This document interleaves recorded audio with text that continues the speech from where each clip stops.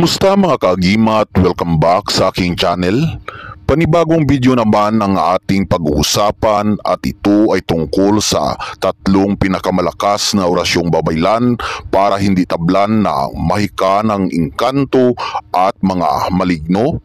Kung sakali na ikaw ay makapunta sa mga maririit na lugar katulad ng gubat o talon, at ikaw ay kanilang igalang kapag nasambit mo ang orasyonis na ito. Ang ritual na ito ay nanggaling sa aming librita ng mga babaylan unom, mga kakaibang salita at nagtataglay ng kakaibang malakas na kapangyarihan.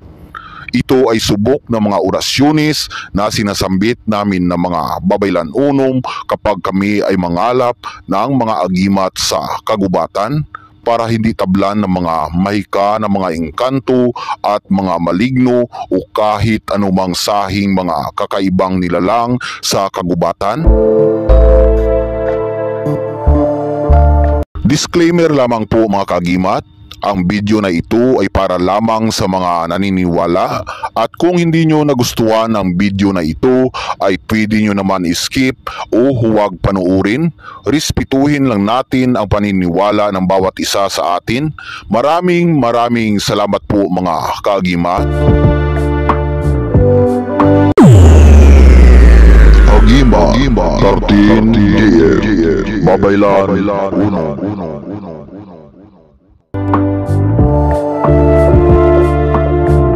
Ang pinakaunang orasyonis na ituturo ko dito na pinakamalakas na gamitin upang hindi tablan ng mga mahika na mga engkanto at maligno sa gubat ay ang ritual na tinatawag na Exodus Primus Babaylan.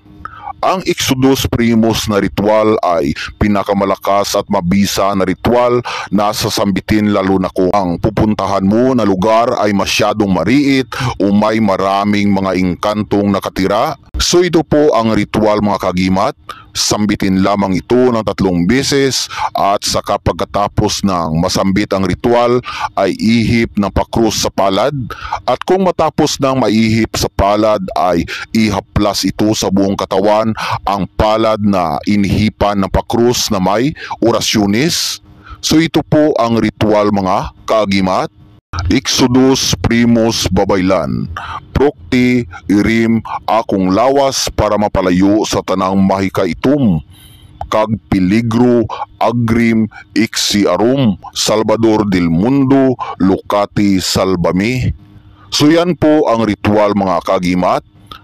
Ikopya nyo lang yan para kung nais mo itong gamitin ay makakatulong ito sa iyong aura na hindi talaban ng mga maikang itim ng mga sahit-sahing mga nilalang sa mga maririit na gubat o talon.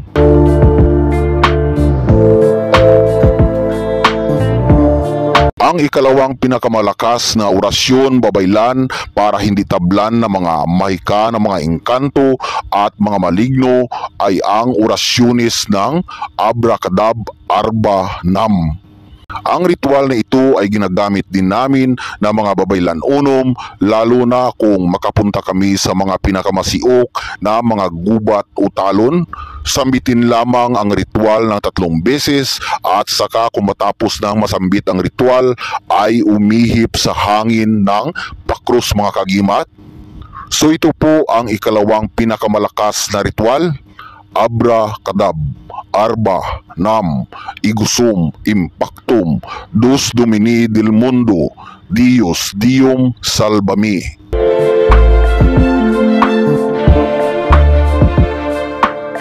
Ang ikatatlong pinakamalakas na orasyon babaylan naman mga kagimat para hindi tablan ng mga maika ng mga engkanto at mga maligno sa kagubatan ay ang orasyonis ng Baylan Sorognon del Unum.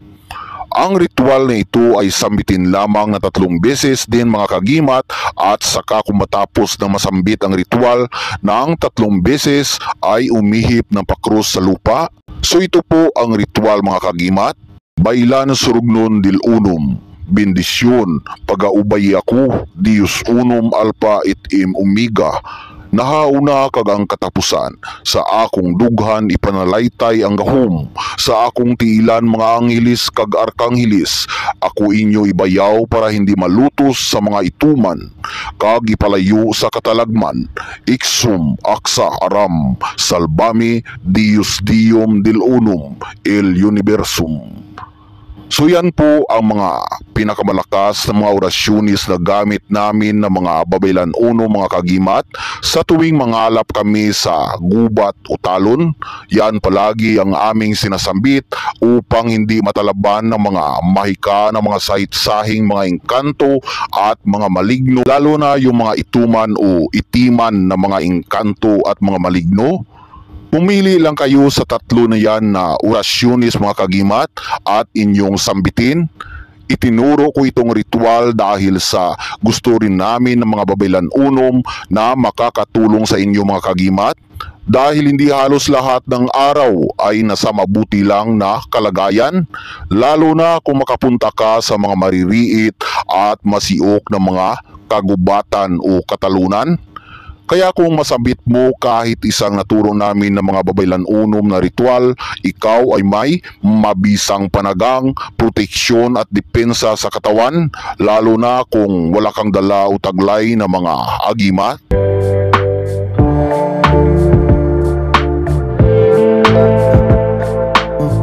Hanggang dito na lang po ang video natin, mga kagimat, at kung sakaling nagustuhan nyo ang video natin ngayon ay pindutin nyo lang po ang like and subscribe.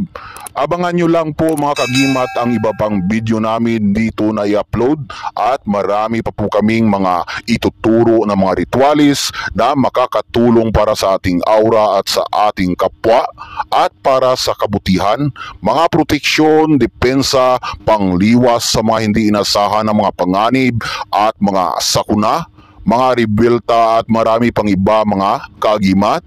Maraming salamat po ulit, mga kagimat.